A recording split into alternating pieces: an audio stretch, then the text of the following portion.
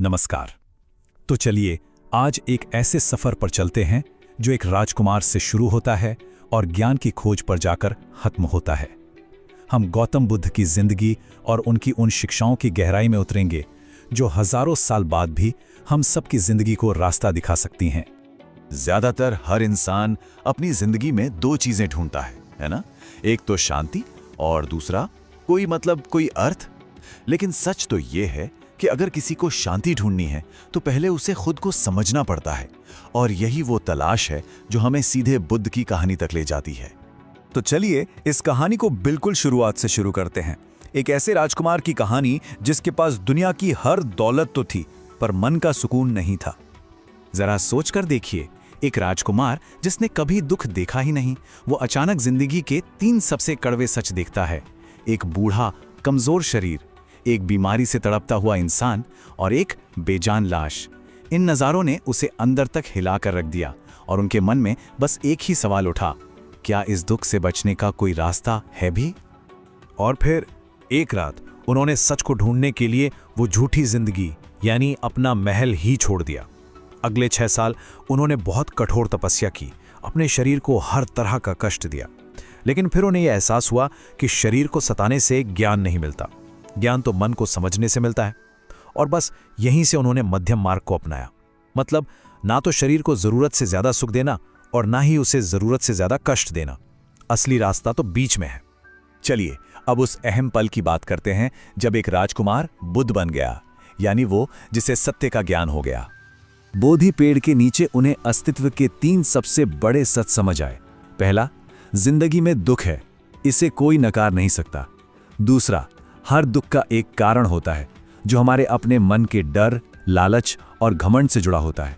और सबसे जरूरी तीसरा, हर दुख का एक समाधान भी होता है, और वो समाधान हमारे मन को साधने में ही है।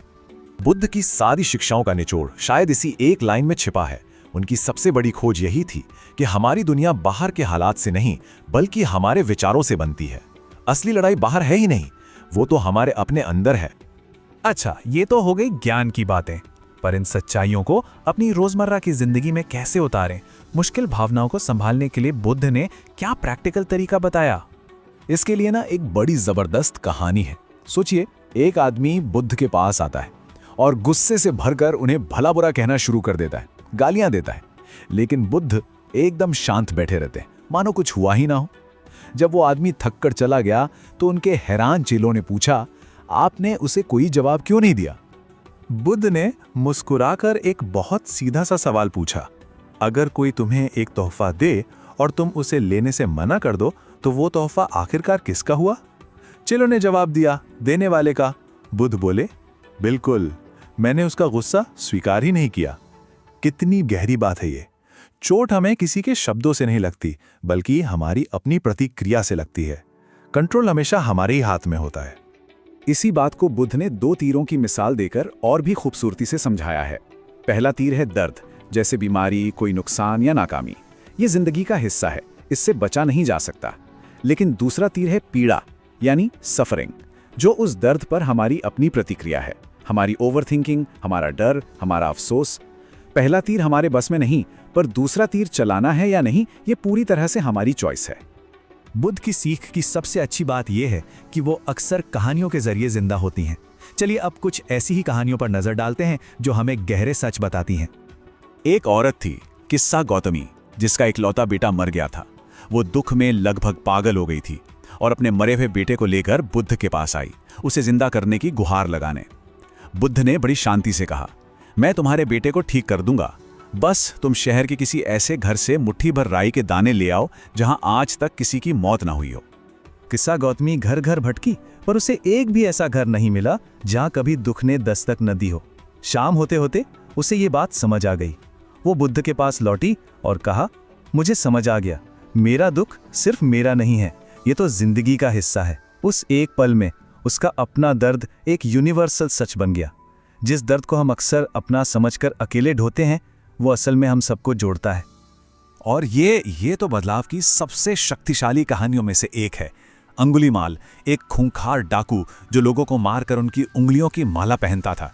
जब उसने बुद्ध को रुकने को कहा तो बुद्ध ने चलते चलते ही जवाब दिया, मैं तो रुक गया, तुम कब रुकोगे?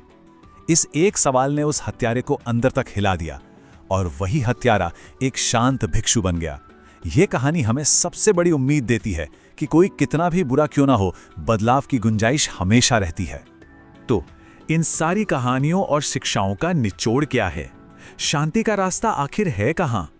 जवाब बहुत ही आसान है और वो हमारे अंदर ही है। देखिए, बुद्ध ने जो रास्ता दिखाया ना, वो बहुत सीधा है। पहला, अपने गुस्से पर काबू करो। दूसरा, अपने भागते हुए मन को अनुशासन में लाओ। तीसरा, अपनी जिंदगी को जरूरतों तक सीमित रखो, ख्वाहिशों तक नहीं। चौथा, बाहर की दुनिया को जानने से पहले खुद को जानो। और सबसे जरूरी, हर जीव के लिए अपने दिल में करुणा रखो। असल में सबसे बड़ा दुश्मन भी अपना मन है और सबसे बड़ी ताकत भी अपना मन ही है। अगर कोई अपने मन को जीत ले तो दुनिया में कुछ भी जीतना मुश्किल नहीं। ये पूरी तरह हम पर निर्भर करता है कि हम अपने मन को क्या बनाते हैं, एक जहरीला कटोरा या अमृत का प्याला। और आखिर में बुद्ध का सबसे गहरा और सरल संदेश। हम पूरी जिंदगी शांति को बाहर ढूंढते रहते हैं, रिश्तों में, चीजों में, कामयाबी में, पर बुद्ध हमें याद दिलाते हैं शांति कहीं बाहर नहीं है, शांति आपके अंदर है। बस जरूरत है थोड़ा ठहर कर उसे सुनने की।